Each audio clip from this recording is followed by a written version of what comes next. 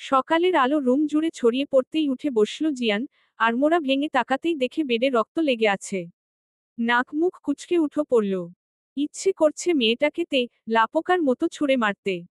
নিজের রাগ সংযত করে ডাকতে লাগলো, এই মেয়ে উঠো। কি হলো, উঠছ না কেন? আম্মু, আমার পিরিয়ড চলছে, ঘুমাতে দাও, ডিস্টার্ব করো না। জিয়ান আর ডাকলো না নয়নাকে। ফ্রেশ হয়ে নিচে চলে আসলো, বাসার কারো সাথে কোন কথা না বলে বের হয়ে গেল বাহিরে। ফার্মেসিতে এসে চুপচাপ কতক্ষণ দাঁড়িয়ে রইল। বারবার ঘুরে ঘুরে প্যাডের দিকে তাকাচ্ছে, কিন্তু দোকান তো ফাঁকা হচ্ছে না। দূর, আজ কি মানসম্মান এভাবেই যাবে? আপনার কিছু লাগবে? জি, এক প্যাকেট প্যাড দিন। সবচেয়ে ভালোটা। লোকটা প্যাড প্যাক করে দিতে দিতে বলে, স্যার নতুন বিয়ে করেছেন বুঝি? তাই নতুন নতুন লজ্জা পাচ্ছেন? আরে হো হো স্যার, এসব তো কমন ব্যাপার, এত লজ্জা পাওয়ার কিছু নেই। এর সাথে চকোলেট, আইসক্রিম, ফুল কিনে নিয়ে যাবেন, দেখবেন ভাবি আসমানের চাঁদ পাওয়ার মতো খুশি হয়ে যাবে। আপনাকে কত টাকা দিব? 120 টাকা। টাকা দিয়ে জিয়ান দ্রুত বের হয়ে আসলো। ইচ্ছে করছিল লোকটার নাক ফাটিয়ে দিতে। বাসায় এসে ঢুকতেই মিতা বেগম বলেন, মেয়েটার সাথে ভালো আচরণ করিস। মেয়েটার বয়স কম। বয়স কম? তাহলে বিয়ে দিলে কেন? বাসায় সাজিয়ে রেখে দিত। যে মেয়েকে বিয়ে দিয়েছে সে মেয়েকে নিয়ে নাটক আমি সহ্য করব না। বিয়ে যেহেতু হয়েছে, বউ তোমারই থাকবে, কেউ নিয়ে যাবে না, কয়েকটা দিন সময় দাও। বুঝতে পারছো আমি কি বলতে চাইছি? আমি বুঝতে পারছি, তবে দুঃখিত, তোমাদের প্রাপ্ত বয়স্ক ছেলে তার বউয়ের সাথে ফুলশয্যা সেরে ফেলেছে। কথা শেষ করার আগেই জিয়ানের গালে ঠাসঠাস করে একটা চড় পড়ল। জিয়ান রক্তচক্ষু নিয়ে সামনে তাকিয়ে দেখে নাজিম সাহেব। তুমি কি মানুষ আছো? মানুষের তো বোধবুদ্ধি থাকে। নিজেকে মানুষ মনে করলে সুনয়নার সাথে মানুষের মতো বিহেভিয়ার করবে। কবুল বলে বাসায় যখন নিয়ে এসেছো সারাজীবনের জন্য, সে তোমার অর্ধাঙ্গিনী। নিজের অর্ধেক অংশও তোমার। তাই সেভাবেই ট্রিট করবে। বাবা মায়ের সামনে কথা বলার ম্যানার্সটুকু হারিয়ে ফেলেছ? তোমাকে পড়ালেখা করতে পাঠিয়েছিলাম, প্রেম করতে না। করেছ প্রেম। 1000 বার মানা করেছি এই মেয়ের সাথে তোমার যায় না। তবুও তোমার জেদের কারণে আমরা নত হয়েছি। কি লাভ হলো? সেই তো তোমার সাধের প্রেমিকা তোমাকে ছেড়ে পালিয়ে গেল। বললাম ফিরে আসো, কিন্তু না, তোমার তো বউ লাগবেই, বউ ছাড়া তুমি ফিরবে কেন? তো বউ যখন নিয়েই এসেছো তার যত্ন করো। আর হ্যাঁ, এরপর কথা বলার সময় সামনের মানুষটাকে সেটা দেখে ভদ্রতা বজায় রেখে উত্তর দিবে। জিয়ান রাগে টগবগ করতে করতে দোতলায় আসলো। দোতলার সিঁড়ির কাছে থাকা ফ্লাওয়ার বসটা পা দিয়ে ফেলে ভেঙে ফেলল। ইচ্ছে করছো সুনয়নাকে শেষ করে ফেলতে। রুমে এসে দেখে নয়না ব্লাউজের ফিতা বাঁধার চেষ্টা করছে। চোখটা ফিরিয়ে নিল, কিন্তু বেহা নজর আবার সেদিকে পড়ল। ভেজা চুল থেকে টপটপ করে পানি ঝরছে, পিঠের বেশ খানিকটা জায়গা উন্মুক্ত। সেখানে বিন্দু বিন্দু পানি জমে আছে। ফর্সা ঘাড়ের উপরে জোড়া তিল দুটো যেন জিয়ানকে চুম্বুকের মতো টানছে। কয়েক কদম এগিয়ে গিয়ে থমকে দাঁড়ালো জিয়ান। জোরে নিঃশ্বাস নিয়ে কর্কশ কণ্ঠ বলে উঠে, শরীর দেখিয়ে জিয়ান রেজা চৌধুরীকে ঘায়েল করা সহজ নয়, তা বয়স কম হলেও পুরুষকে কিভাবে আকৃষ্ট করতে হয় সেটা ভালোই শিখেছ।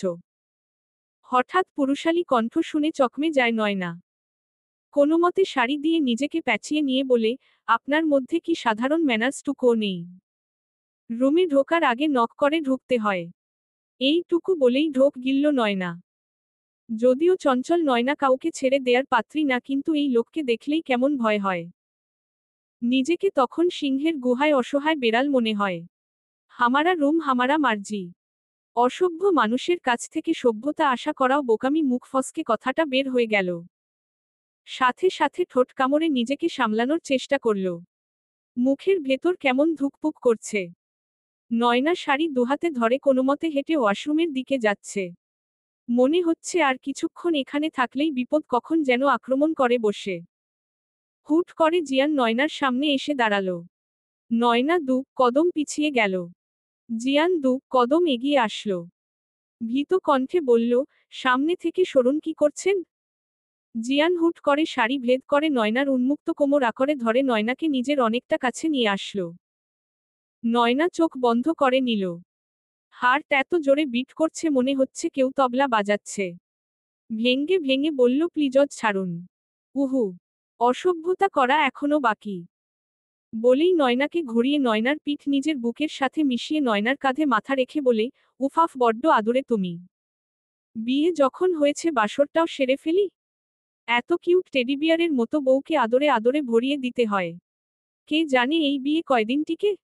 নয়নার বন্ধ চোখের কার্নিশ বেয়ে অশ্রু গড়িয়ে পড়ছে। হুট করে জিয়ান নয়নাকে ছেড়ে দিয়ে বলে, তোর মতো মেয়ের দিকে জিয়ান চৌধুরী নজর দূর ফিরেও তাকাই না বলেই ধাক্কা দিয়ে বেডে ফেলে দিয়ে বলে, আগামীকাল রিসিপশনের পরে তোমার ছায়া যেন এই বাড়িতে না পড়ে। হঠাৎ করে এমন হওয়ায় শাড়ি পুরোটা এলোমেলো হয়ে গেল। জিয়ান এক পলক তাকিয়ে চোখ সরিয়ে নিয়ে বলে, টেবিলের উপরে প্যাড রাখা। আমি বের হচ্ছি, তাড়াতাড়ি শাড়ি ঠিক করো। জিয়ান রুম থেকে বের হতেই নয়না শাড়ি প্যাঁচাতে লাগলো, না কোন ভাবেই আগামাথা মেলাতে পারছে না। ধুর, এসব শাড়ি ফাড়ি আমাকে দিয়ে পরা হবে না। কিন্তু আমি পরব কি? কোন ড্রেসও তো আনা হয়নি। গালে হাত দিয়ে কতক্ষণ ভাবল, তারপর নিজের খুরাফাতি বুদ্ধি কাজে লাগিয়ে পরার মতো ড্রেস বানিয়ে নিল। প্যাড হাতে নিয়ে বেশ অবাক হলো। প্যাডের সাথে একটা ব্যাগে কিটক্যাট আর ডেইরি মিল্ক চকোলেট দেখে বেশ অবাক হলো নয়না। মনে মনে বলে, লোকটা কি এই আধবুড়ো বয়সে চকোলেট খায়? এমন রসক্ষীন মানুষ চকোলেট কি করে খেতে পারে? চকলেট খাবে সুইট কিউট মিষ্টি হৃদয়ের মানুষ। ওয়াশরুম থেকে বের হয়ে বেডে বসে চকোলেট খাওয়া শুরু করল। ঔষধি। জিয়ান চলে যেতেই মিতা বেগম বললেন, এত বড় ছেলের গায়ে কেউ হাত তোলে? একদম চুপ থাকো। এই সব কিছুর জন্য একমাত্র দায়ী তুমি। ছেলের দোষ সারাক্ষণ আঁচলের তলায় লুকিয়ে রেখে রেখে বিগড়ে দিয়েছ ছেলেটাকে। বয়স। বাবা মায়ের সামনে বয়স আবার কি? অন্যায় দেখলেই কানের নিচে ঠাটিয়ে লাগিয়ে দিলে আজ এই পরিস্থিতির সম্মুখীন হতে হতো না। আর হ্যাঁ, বাড়িতে কল করে বলে দাও কাল এখানে রিসিপশন। সো এখানে এসে যেন কোন নাটক ক্রিয়েট না করে। এখানকার কেউ তো জানে না এক মেয়ে পালিয়ে গিয়েছে বলে আরেক মেয়েকে ঘাড়ে চাপিয়ে দিয়েছি। চৌধুরী পরিবার হাত ছাড়া তো করা যায় না। ডার্টি গেম খেলেছে। দোষ তো তোমার ছেলেরও আছে। সেটাও তোমার ফল্ট। আমি তখন তোমাকে বললাম আমি দেখে নিচ্ছি রেজাকে। তখন তুমি বললে দয়া করে ভরা আসরে সিন ক্রিয়েট করো না। যা হচ্ছে হতে দাও। ঔষধি জিয়ান রুমের সামনে এসে দাঁড়িয়ে চোখ বড় বড় করে তাকিয়ে আছে। চলবে। পরবর্তী পর্ব পেতে চ্যানেলটি সাবস্ক্রাইব করুন।